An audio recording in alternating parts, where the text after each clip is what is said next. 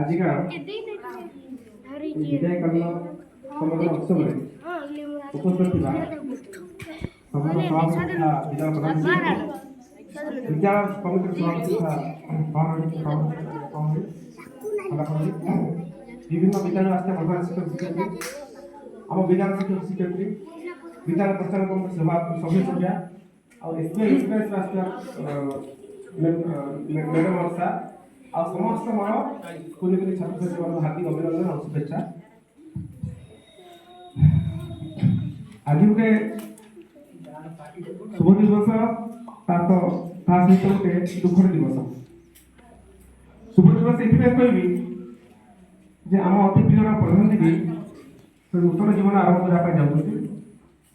ତାଙ୍କର ଶିକ୍ଷକ ଜୀବନ ଦୀର୍ଘ 42 ବର୍ଷ ଚାକିରି କଲା ପରେ ସେ ତାଙ୍କ ଯୋଉ କାର୍ଯ୍ୟପନ୍ଥାକୁ ସେ ବିରାମ ଦେବାକୁ ଯାଉଛନ୍ତି ଆଉ ଗୋଟେ ନୂଆ ଜୀବନ ଆରମ୍ଭ ହେବ, ଅବସର ଜୀବନ ଆରମ୍ଭ ହେବ। କିନ୍ତୁ ଏଇ 42 ବର୍ଷ ଭିତରେ ଆମ ବିଦ୍ୟାଳୟରେ ରହିବା ଭିତରେ ତାଙ୍କର ଯୋଉ ଅନୁଭୂତି ଦେଇଛନ୍ତି, ଯୋଉ ସ୍ମୃତି ଦେଇଛନ୍ତି, ସେଗୁଡ଼ିକ ଆମେ ନିଶ୍ଚିତ ରୂପରେ ମନେ ପକାଇବା ଯୋଗ୍ୟ।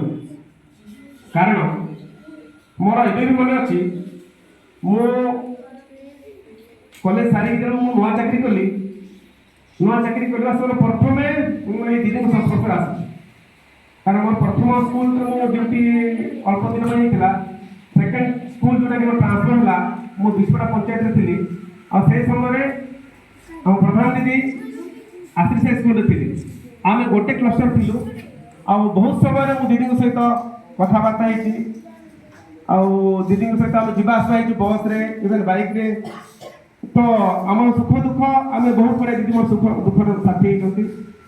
ଆଉ ସେଇ ସମୟରୁ ଦିଦିଙ୍କର ସଂସ୍ପର୍ଶ ମୁଁ ଆସିଲା ପରେ ମୁଁ ଜାଣିନଥିଲି ଯେ ଦୀର୍ଘ 15 ବର୍ଷ ପରେ ପୁଣି ଥରେ ଏଇ ସ୍କୁଲରେ ଆସିବି, ଯେଉଁ ସ୍କୁଲରେ ମୋର ସେ ପ୍ରିୟ ଦିଦି ଚାକିରି କରୁଥିବେ।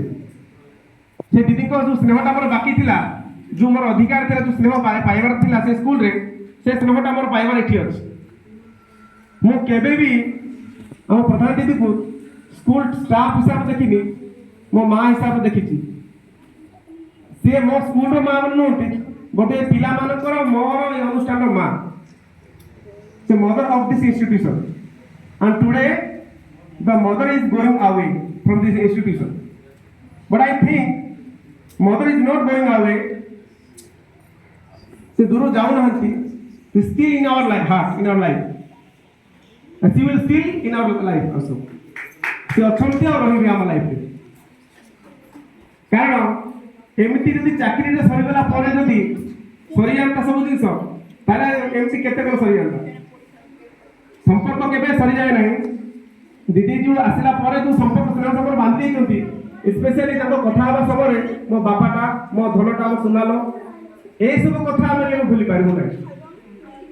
ଏ କଥା ସବୁଦିନ ପାଇଁ ମୋ ମନେ ରହିବ। ମୁଁ ଚାକିରି ଆରମ୍ଭ କଲା ସମୟରେ ହିଁ ମାନେ ମୁଁ ତାଙ୍କର ସଂସ୍ପର୍ଶ ଆସିଲା ପରେ ସେ ଜିନିଷକୁ ଧ୍ୟାନ ଦେଇଛି। ଦିଦିଙ୍କର ଅନାବିଳ ସ୍ନେହ, ତାଙ୍କର ସ୍ନେହର କିଛି ପଟାନ୍ତର ନାହିଁ। ସେ ଯୋଉ ସ୍ନେହ କରିବେ ସେଟା ନିଷ୍କପଟ ସ୍ନେହ କରିବେ। ଆଉ ସେ ସ୍ନେହଟା ଆମେ ପିଲାମାନେ ସମସ୍ତେ ପାଇଛନ୍ତି, ଆମେ ବି ପାଇଛୁ, ବିଦ୍ୟାଳୟ ଅନ୍ୟ ଶିକ୍ଷକ ଶିକ୍ଷୟିତ୍ରୀମାନେ ପାଇଛନ୍ତି। ଆମେ ପାଇ ସେ ସ୍ନେହ ମମତା ପାଇ ଆମେ ଧନ୍ୟ ହୋଇଛୁ। ଆଉ କ'ଣ କହିବି ଦିଦିଙ୍କ ବିଷୟରେ, ଯେତେ ମାନେ ଆମ ପାଇଁ ମାନେ ସୁଇଟେବୁଲ ୱାର୍ଡ କି ଭାଷା ନାହିଁ ଯେ ଦିଦିଙ୍କର ଗୁଣକୁ ଆମେ ଗାଇପାରିବା। ଆଉ ବହୁତ କିଛି କଥା ଅଛି ଯୋଉ କଥା କି ଆମେ କରିପାରିବା ନାହିଁ। ବିଭିନ୍ନ ଅନୁଭୂତି ଅଛି ବିଦ୍ୟାଳୟରେ। ସେ ଅନୁଭୂତି ଗୁଡ଼ା ଦିଦିଙ୍କର ଅଂଶଗ୍ରହଣ, ପୂଜା କୁହ, ଗୁରୁ ଦିବସ କୁହ, ଶିଶୁ ଦିବସ କୁହ, ବିଭିନ୍ନ ଫଙ୍କସନରେ ଦିଦିଙ୍କର ସକ୍ରିୟ ଭୂମିକା, ବିଦ୍ୟାଳୟ ପ୍ରତି ତାଙ୍କର ଅନୁଗତ୍ୟ, ନିଷ୍ଠା, ଏସବୁ ଜିନିଷ ଆମକୁ ସଦାବେଳେ ତାଙ୍କ ପାଖରେ ଯୋଡ଼ି ରଖିବ। ଏମିତି ବହୁତ କିଛି ଅଛି ଯୋଉ କଥା କି ଆମେ ଆଉ ସ୍ମୃତିରେ ଆସୁନାହିଁ, କିନ୍ତୁ ମନ ଭିତରେ ଅଛି। ସେଥିପାଇଁ ମୁଁ ଆଉ କ'ଣ କହିବି, ମୁଁ ଏତିକି କହିବି ଯେ ଦିଦିଙ୍କର ଆଗାମୀ ଦିନ, ଯୋଉ ଅବସର ଦିନ ଯୋଉ ଆରମ୍ଭ ହେଉଛି, ସୁଖମୟ ହଉ, ଶାନ୍ତିମୟ ହଉ।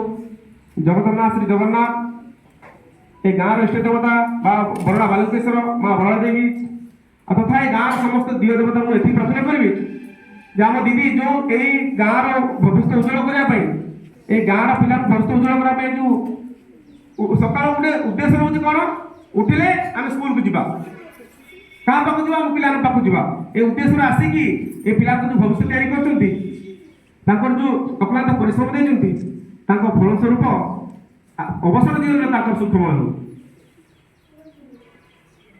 आउ विशेष किसी कहना चाहूना दीदी को आज ये समस्त आगे मो माँ को प्रणाम करने चाहूँगी जे सुखमय हो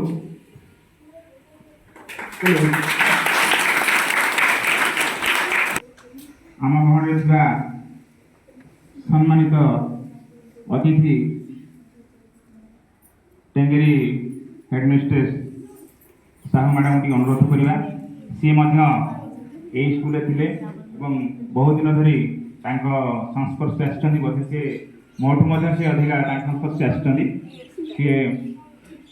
अनुभूति संगे केमती दिन गुड़ा घटी आमको सेयार करेंगे बर्तमान अनुरोध करेंगे विद्यालय प्रधान शिक्षक एसएमसी कमिटी सभापति तथा उपस्थित शिक्षक शिक्षयित्री मैंने तथा स्नेहर छात्र छात्री मु तो दीदी कथा कौन कहि दीदी को आगे जानी जिते आम सब आगे केन्द्र श्रेणी हुए दीदी को आम मु देखी दीदी आसती दीदी कथा गुड़िक बहुत मानने स्नेह बड़ा कथा से जहाँ कहले कांध तापड़े